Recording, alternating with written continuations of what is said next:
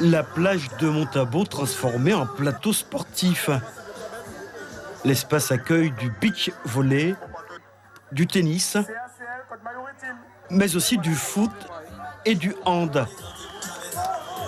Et même un ring de boxe. La nouveauté cette année, c'est ce sport de haute voltige, le street rock art, traduit mot pour mot en français, rue travail dehors. Une discipline dont Alan, transfuge du basket, est devenu fan. Il y a un gain plus fort dans celui-là que dans le basket. Mais ça reste quand même ma passion numéro 1, le basket. C'est quoi, ça procure de l'adrénaline? Beaucoup. Beaucoup. Comme vous pouvez le voir. Bon, là, pas là, mais d'habitude, il y en a qui volent. Voilà, il y a beaucoup de figures acrobatiques. Donc. Le street rock art existe depuis un peu moins de 3 ans en Guyane. 2 associations, une à Kourou et l'autre à Cayenne, tentent de le structurer. La discipline, avec ses mouvements très spectaculaires, nécessite un encadrement à la hauteur des risques encourus. C'est un art dangereux, sur tous les points de vue, que ce soit musculaire, articulaire, au niveau des chutes. Donc ça demande de la préparation et de la connaissance du corps humain. Il faut vraiment être coaché, regarder les vidéos, les tutoriels, aller par étapes. Il ne faut pas se lancer comme ça et dire on va sauter, attraper la barre, ce serait trop beau. Donc il y a des techniques et des bases à avoir.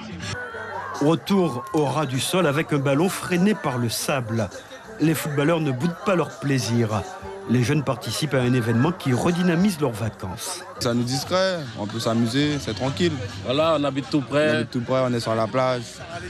On est là, il n'y a pas grand-chose à part les boîtes de nuit. Et chacun y trouve son compte sur la plage. On y voit aussi des championnes de volley s'adonner à leur passion, même après une saison couronnée de succès avec leur club en championnat. La compétition, c'est une chose, mais la passion, ça ne s'arrête jamais, c'est pas possible. Quand on aime quelque chose, on le fait toujours, c'est tout. Cette 11e édition du Beach Village n'a pas été facile à organiser cette année. Les difficultés financières de la ville de Cayenne ont obligé l'organisation à se serrer la ceinture. Le challenge, ça a été de réussir une manifestation avec très peu de dépenses, on va dire, en direct pour la ville de Cayenne. On est à peu près à 300 € en termes de dépenses directes, mais sinon la ville de Cayenne, c'est toute la logistique, des moyens humains, toute une direction des sports ainsi que les différents services de la ville de Cayenne. La logistique, que ce soit des tentes, avec des partenaires, on a réussi à mettre en place cette manifestation, à la maintenir.